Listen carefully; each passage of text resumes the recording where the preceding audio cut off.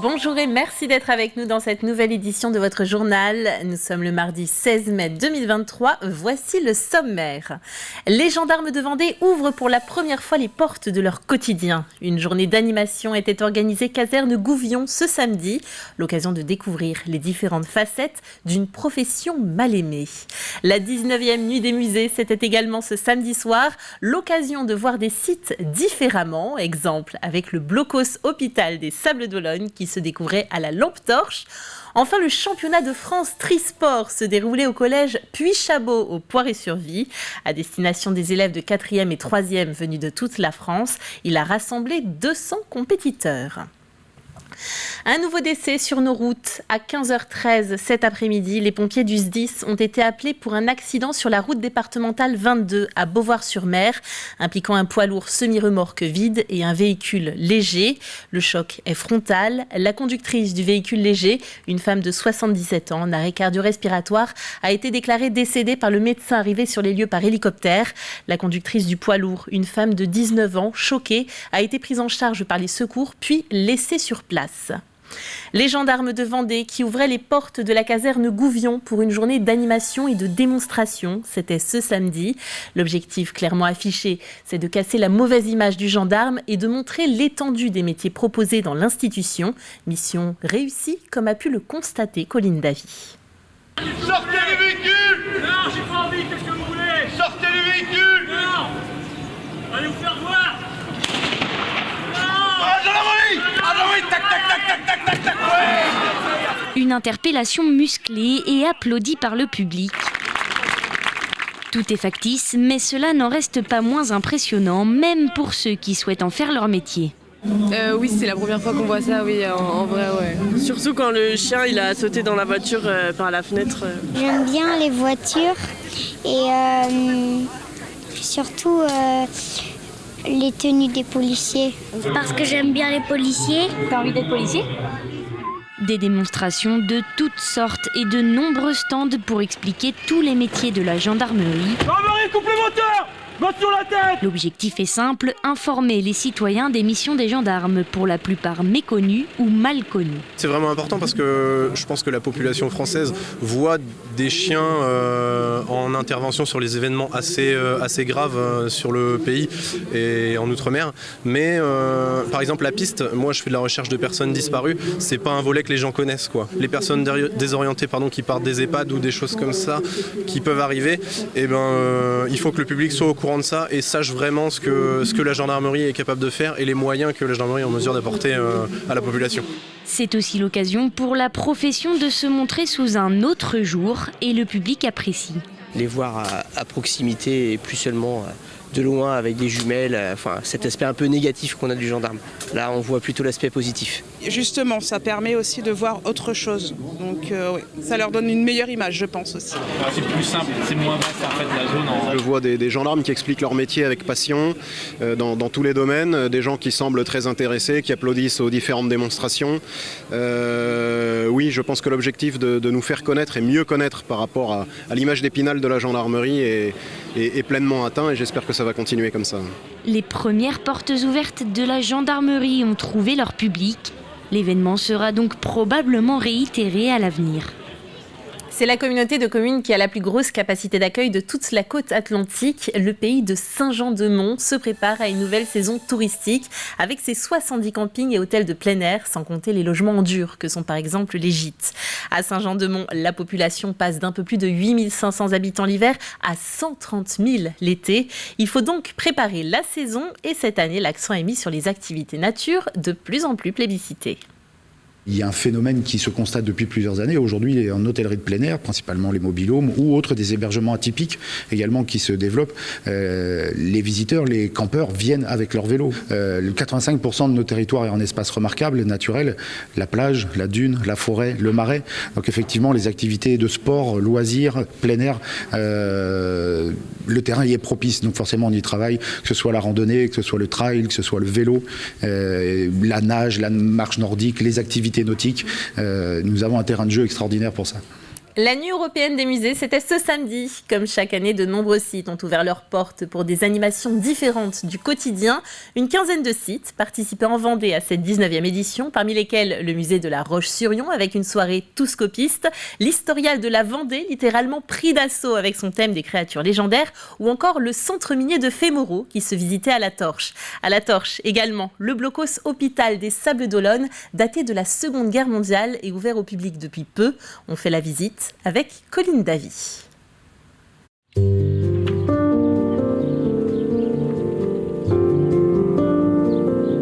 C'est dans ce bâtiment si particulier que certains ont choisi de passer la nuit au musée. Le blocos, c'est un ouvrage qui a été construit par les Allemands pendant la Seconde Guerre mondiale, puisque la Vendée a été occupée à cette période-là. La particularité, c'est qu'il avait une fonction d'hôpital, c'est plutôt rare. Les Allemands, ils en ont construit qu'une dizaine comme celui-ci en France. Et aujourd'hui, c'est l'un des derniers que vous pouvez visiter, aussi bien reconstitué à l'intérieur, puisque nous, on est resté fidèles au niveau de la fonction de chaque pièce. Et grâce aux scènes avec les mannequins grandeur nature, vous comprenez comment l'hôpital fonctionnait pendant la guerre. Et s'il fait encore jour, c'est bien dans le noir que se poursuit la visite. C'était l'inscription d'époque. Un format qui attise la curiosité. D'ailleurs, dans le public ce soir, de nombreux locaux qui n'ont encore jamais pris le temps de découvrir leur patrimoine. Ça fait longtemps en fait qu'on passait devant. Et puis voilà, c'était l'occasion aujourd'hui. Il y avait une visite à l'éclairage avec des lampes torches en plus, donc on s'est dit que c'était un peu exceptionnel. Déjà de faire avec les lumières, c'est bien. Les enfants ont vu que c'était la nuit au musée et donc comme on n'habite pas très loin mais on ne connaît pas ce musée, on s'est dit que c'était l'occasion de le visiter, mais pas en journée, de faire cet événement différemment. Ça faisait trop longtemps que ce musée est ouvert et qu'on n'avait jamais eu l'occasion de le visiter, ou le désir de le visiter ce jour-là, conquis, mais avec la volonté de revenir et d'approfondir et de lire toute l'abondante documentation qu'il y a. Conquis grâce aussi au partage de connaissances permis par le format, une visite guidée. C'est la nouvelle approche choisie par les agents du musée. Au fil des pièces, de la salle d'opération à celle de convalescence. Là, vous avez ce sont des lits de blocos de combat. C'est un moyen d'apprécier les détails. Personnellement, je suis un passionné, j'aime bien répondre à leurs questions, quoi. Et leur expliquer ce que je sais, leur partager ce que je sais, quoi. C'est plus sympa, quoi, de faire le travail dans ce sens-là, quoi, que de dire aux gens, bon bah c'est par là, vous suivez les flèches. C'est quand même plus passionnant, quoi. Et pour ceux qui auraient raté le coche, le musée est ouvert tous les jours jusqu'en décembre. Le blocos hôpital qui fera donc sa fermeture annuelle pendant le mois de janvier. À Saint-Jean-de-Mont, c'était la 3e marche solidaire organisée par les élèves des établières de Chaland. 112 marcheurs ont parcouru 18 km entre l'école et la grande roue de la ville. Au-delà de la randonnée, il s'agissait d'une social net walk, marche qui a pour but de lutter contre la fracture numérique. En partenariat avec la mission locale de Chaland, l'argent récolté permettra d'offrir des ordinateurs à des jeunes dans le besoin.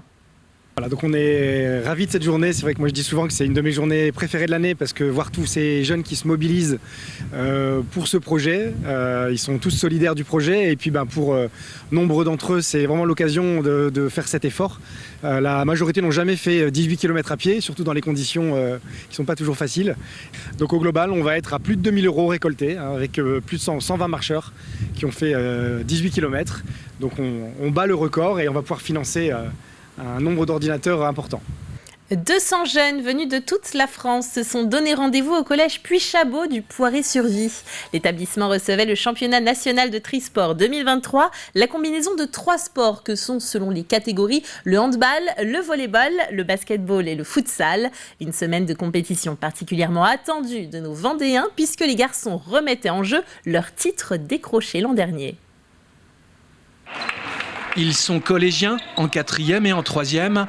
Ils sont venus de toute la France pour participer à ce championnat national Trisport au Poiré-sur-Vie. 8 équipes de garçons, 8 équipes de filles. Au total, 160 joueurs et joueuses venus s'affronter dans 3 sports collectifs. C'est un championnat où les équipes s'affrontent sur 3 épreuves. Donc pour les garçons, c'est le basket, le hand et le volley. Et pour les filles, c'est le futsal, le hand et le volley.